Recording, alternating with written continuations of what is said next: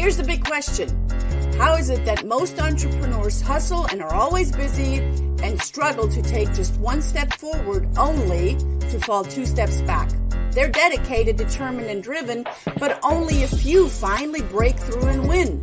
This show uncovers those quantum leap patterns of highly successful people so you can simply model what they do and apply to your future success.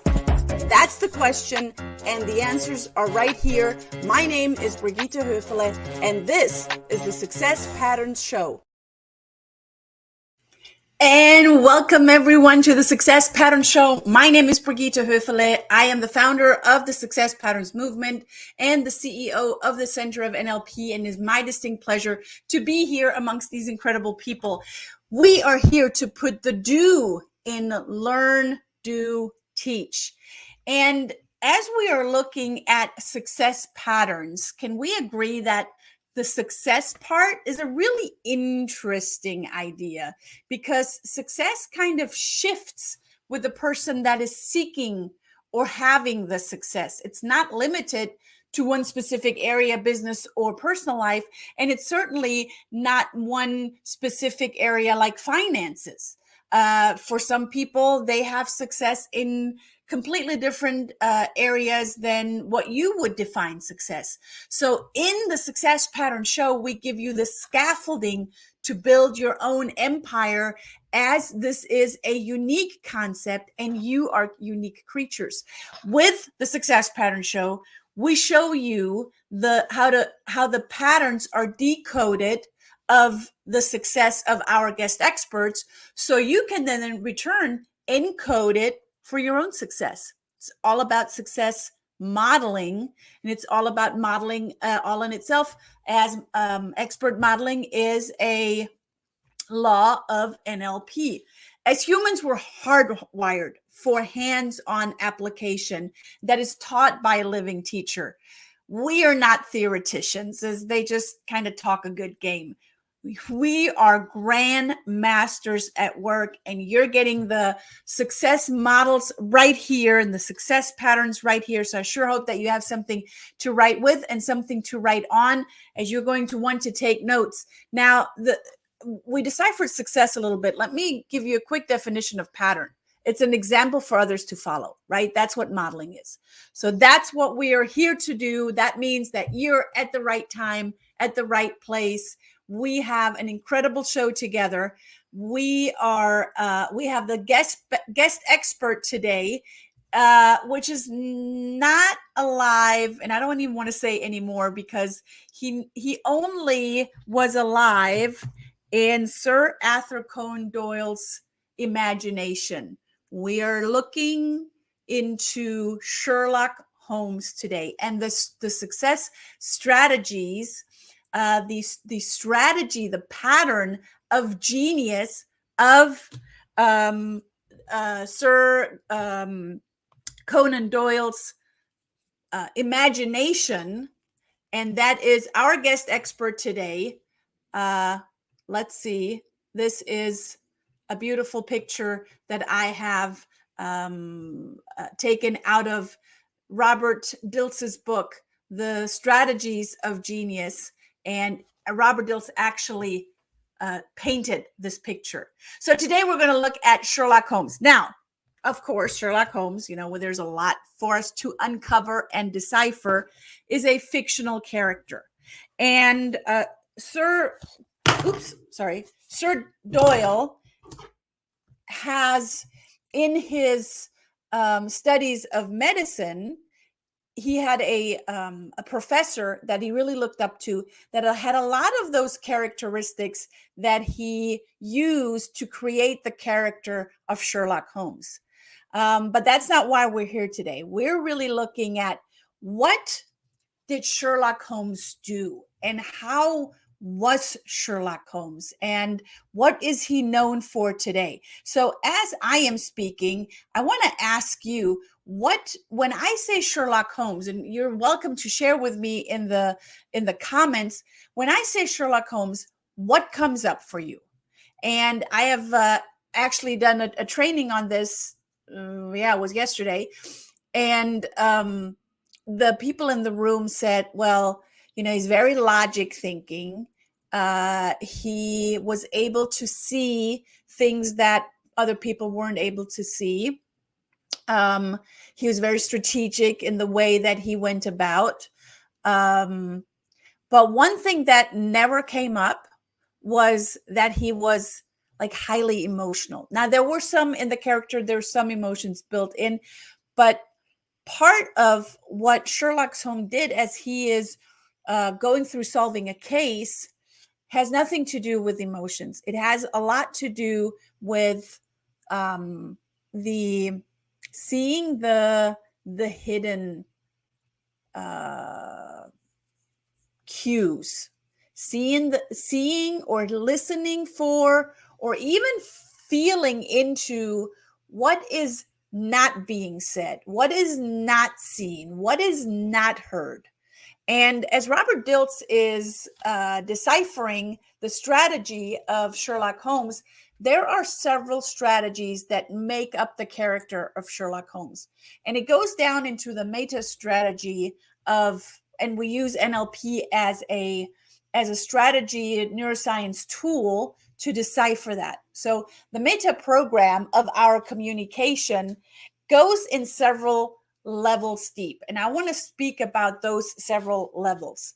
There's actually 5 levels. I had to count there for a second. 5 levels. And it boils down to the observation and the how can he, what he's observing, how can he cluster that to then come, and he's clustering and clustering and clustering, and it becomes more of a crystallization as he gets to his conclusion. And with that observation and that interference into that conclusion, he is taking on the, let me move this background here real quick. He's taking on the hidden, like I said, the hidden cues, the things that are not seen, the shadows, the void. There we go. The void of what should be there or what could be there, but what is not there, right? And in order to see the void, there's a very good strategy within this, and the strategy is called Gestalt. And as a Gestalt grandmaster, I look at the whole picture. Now, the word Gestalt is a German word, and the theory or the methodology of Gestalt is used all around the world. And for some reason, just stuck, right? So Gestalt means the entire being. If you would see me, not just my head, but my belly, my legs, my shoes, everything that is on the, that makes my whole persona is my Gestalt. And that includes the things that we're not seeing. It includes the voids between my fingers. That includes the little nuances of the things that I say, that I do, how I am, how I behave. All of that is part of my Gestalt. It's a holistic being, and holistic not in the sense that we often use it right nowadays in terms of health or spirituality, but really the whole being with all of its ins and outs, and all of its what is seen and not seen. So as the character of Sherlock Holmes, Sir Conan Doyle has created Sherlock Holmes so beautifully, we want to go and dive a little bit deeper into what Robert Dilts calls the bagel model. And the bagel model goes into 5 different levels. Now, let me give you the 5 levels, and then we're going to decipher each level. So the bagel model is B for body language, A for accessing cues, G for gestures, E for eye movements, and L for language patterns. Now, the body language or the body posture, when we are deciphering, or when Sherlock Holmes is paying attention and observing and not mind reading, not jumping to conclusions, certainly not tapping into his gut feeling, he's observing how the person is in their body. Are they more lean back with their head kind of up and looking up? Or are they more leaning forward with maybe one ear leading a little bit more forward, head a little bit tilted? Or is that person more of a, shoulders rounded, a little bit down, kind of a little bit forward and down? What is the breathing like? Are they breathing more of a shallow breathing? Are they more of a belly breath? How are their arms? Are they more crossed? Are they more leaning in and somewhere attached to the face? Are they maybe resting on the belly? So all of those cues in body posture, let me decipher that, where that goes. He has taken in and becoming a master, and Sir Conan Doyle, absolutely, as he's writing it, became a master of the bagel model to create Sherlock Holmes. So the leaning back with head and shoulders up and a shallow breathing, that is an insight to a person that visualizes things. So we all take in information differently, and we create our own representation of what things are going on outward. So a person that takes in information visually and stores this information visually has more of a shallow breathing and is more kind of straight up and head a little bit up. The auditory is more leaning in and perhaps even holding their finger to their ear and tilted their head a little bit so they can hear even better. The resting the hands on the belly, the being connected to their feelings as their shoulders are rounded and their body posture is a little bit more forward. They have a deep belly breathing. That is an indication of a kinesthetic representational system. So a person that is taking in information kinesthetically, auditorily, or visually. Now, that was the B of bagel. The A are the accessing cues. So when people are taking in information, there are certain, each different personality type takes in information differently, or representational type takes in information differently. And therefore, the visual has more, as I already said, a shallow breathing, perhaps even squinting their eyes and envisioning something as they're looking up. Or the auditory person is more of a perhaps even playing a tune or repeating something back in their head. The kinesthetic might even give you a clue of when they're looking for words. They might even say, how do you say? And they're feeling the words that they want to use. So these accessing cues often come in a very subliminal way. They will give away in the face, and in NLP terms, we call that calibrating to these very minimal accessing cues. So you can then have a deeper insight. What is that person, in which representational system does that person operate? Then we have the G in the bagel methodology, or in the bagel strategy, and that is for gestures. The kinesthetic, the gestures are, touching their chest, touching their stomach, as I said earlier. Often, if they're stressed, they will show you in their neck and as they're touching their head. The visual is more of a, as I'm envisioning this and as I can see it. I had a call with a client yesterday, and she's highly visual, and she put things that she was seeing actually in space in front of me. So for her to actually see it, what she was talking about, although it wasn't there.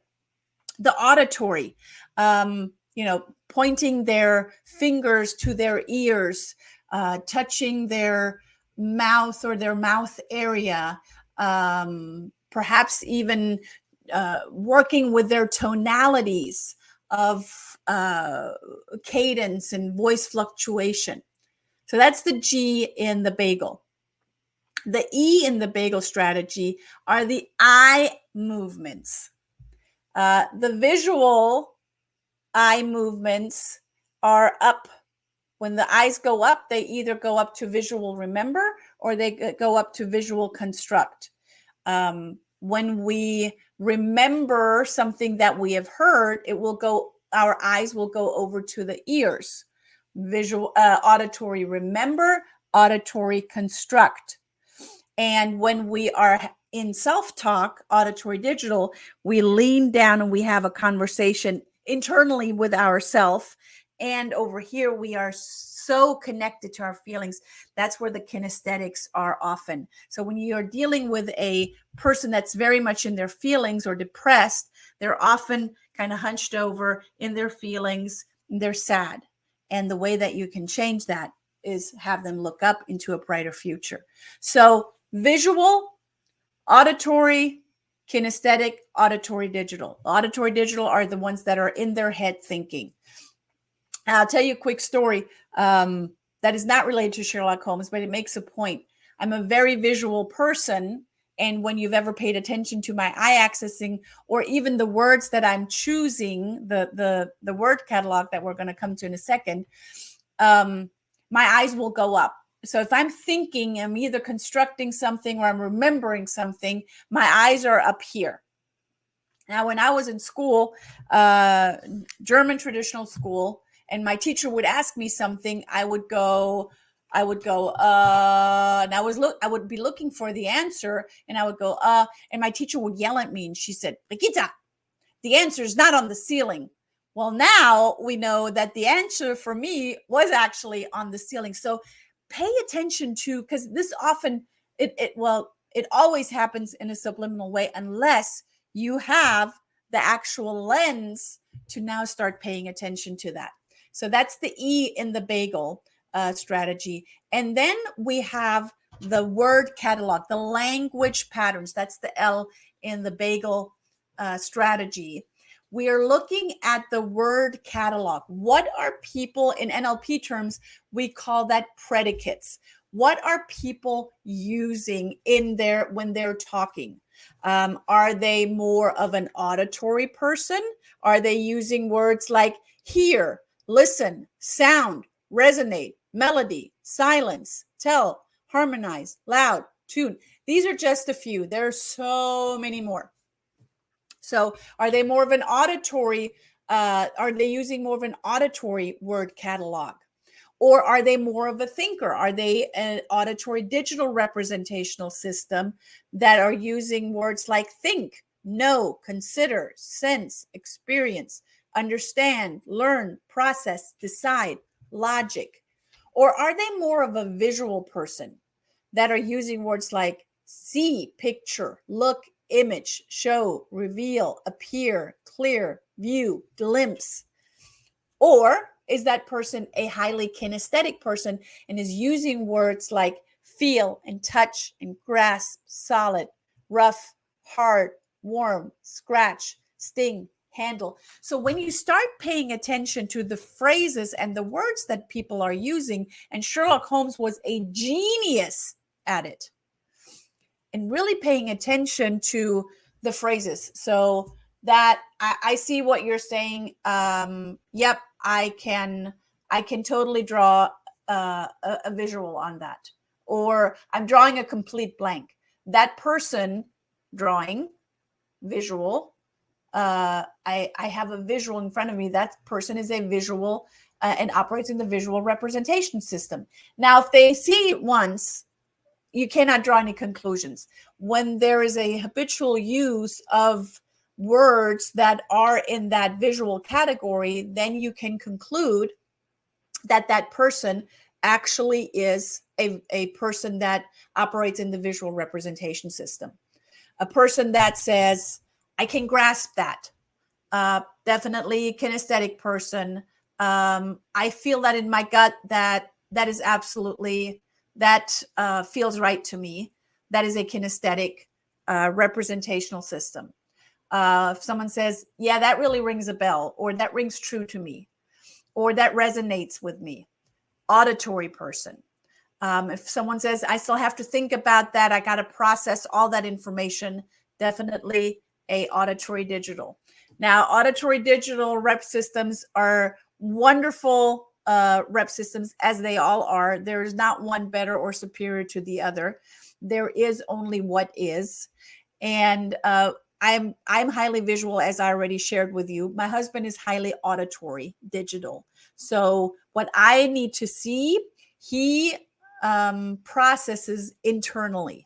So when we drive on a family vacation down to Florida, my husband for hours has an entire movie created in his head of things that he's talking to himself about. And there are times when he then leans over as he's driving and he says, what do you think, honey? And I say, listen, I wasn't in on the conversation the last 5 hours. You had that full-blown conversation all with yourself. So I could then, if I would want to, get more information to conclude of what was going on in his head. And that is a whole nother concept that is called ecology. We're not going to talk about that today. But I do want to play a deep gratitude and tribute to Sherlock Holmes and the writer and the father of Sherlock Holmes, Sir Arthur Conan Doyle.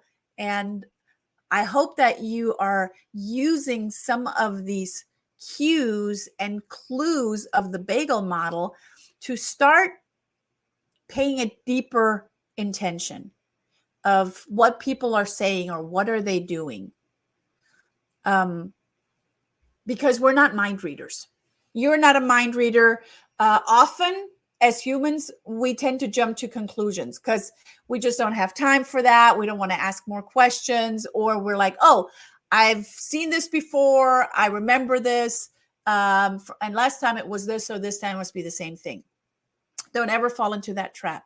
Make use of the bagel model. Make use of the 5 levels that I just gave you, and make it an effort and a point to listen on a deeper level, to observe on a deeper level, to pay attention on a deeper level, and also look at what is not being said. What are you not hearing? And investigate more on that. So I leave you with that. That was a glimpse into the genius success pattern of Sherlock Holmes. And I thank you for being here. I thank you. Oh, before I let you go, I do have a few little announcements and gifts for you. So if you want to have these cards that will definitely help you, you can go on our centerofnlp.com shop. They are there. They're $25. I've created them for a training I did for a large organization, and they use it. So you can get it there. They're great help. And then I have a challenge for you before I let you go. I have a challenge for you to, if this is all new to you, choose one of the 5 categories that I just shared with you from the bagel strategy and focus on one. So if it is the word catalog, you definitely want to have the cards. If it is the body language, start paying attention to the body language. The accessing cues are probably going to be a little bit harder, and the eye movements are going to be a little bit harder. So if this is completely new to you, start paying attention to the words and the body language and choose one. And when you're good at observing and deciphering one, then you can add another one. Don't start with all 5, because if you try to focus on all of them, you're not going to see anything. So I want to thank our sponsor, the Center of NLP, and that is where you're going to find these cards So all you've got to do is go to centerofnlp.com/shop, and the cards are right there. And go get yours, because you will want to use them. I'm not going to say you're going to become Sherlock Holmes, but you're definitely going to become a better communicator. I leave you with this. Thank you for being here. Tune in again next week, Tuesday, same time, same place, and I will see you then. Ciao for now. Thank you for tuning in to the Success Pattern Show at www.thesuccesspatternshow.com. My name is Brigitte Höfele.